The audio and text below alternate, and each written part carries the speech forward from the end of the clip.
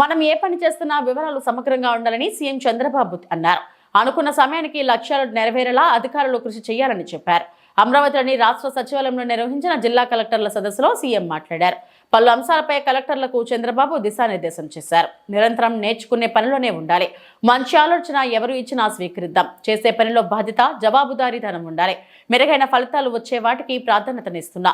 నిర్దేశించిన లక్ష్యాలకు అనుగుణంగా ఎలా పనిచేస్తున్నామనేది ముఖ్యంగా మనం చేసే పని వల్ల ప్రజలు మనతో కలిసి వస్తున్నారా లేదా అనేది గమనించాలి. ఎన్ని ఫిర్యాదులు వచ్చినా కోర్టు కేసులను దాటుకొని కానిస్టేబుల్ ఉద్యోగాలు ఇచ్చాం.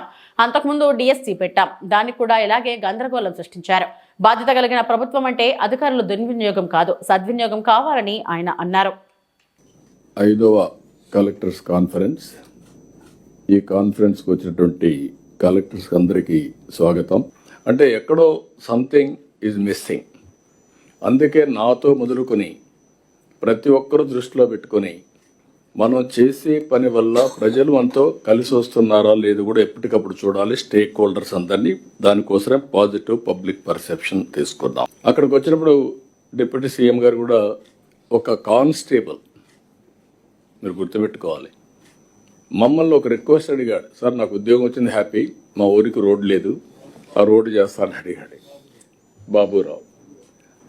నేను డిప్యూటీ సీఎం గారు అక్కడే ఉన్నారు కాబట్టి పంచాయతీరాజ్ డిపార్ట్మెంట్ వారిదే కాబట్టి నేను చెప్పాను. వారు అక్కడి నుంచి డిపార్ట్మెంట్కి మెసేజ్ ఇచ్చి దానికి 3.9 crores కాస్ట్ అవుతుందని చెప్పి ఎస్టిమేట్స్ తీసుకొచ్చి మీటింగ్లోనే అనౌన్స్ చేశాం. That is the response. మీరు గుర్తుపెట్టుకోవాలి, బాధ్యత కలిగిన ప్రభుత్వం అంటే మీకుండే అధికారాలని దుర్వినియోగం చేయడం కాదు, సద్వినియోగం చేయడం.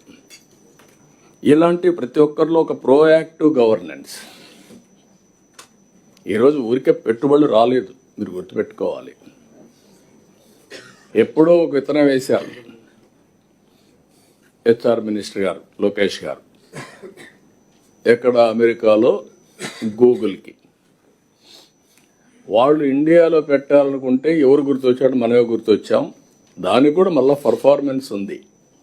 Green energy, cost effective energy, దానికి మనం దోహదం చేశాం.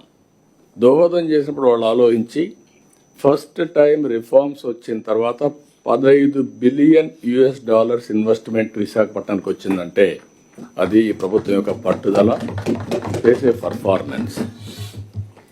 ఇక్కడికి వచ్చినప్పుడు మీకు అందరికీ ఇదే కాకుండా డేటా లేక్ తీసుకొచ్చాం. ప్రతి ఒక్క citizen data, family data, data అంతా కూడా రియల్ టైం. మీ ఫైల్స్ అన్నీ కూడా ఇంకా నాకు కొన్ని ఉన్నాయి. ఎట్టి పరిస్థితుల్లో జనవరి కట్ ఆఫ్ డేట్, ఫైల్స్ అన్నీ ఆన్లైన్లోనే ఉంటాయి. అక్కడి నుంచి ఇంకా ఎవరిని ఇంట్లో పెట్టుకుంటే they will be held responsible. అన్నీ ఆన్లైన్కి రావాలి.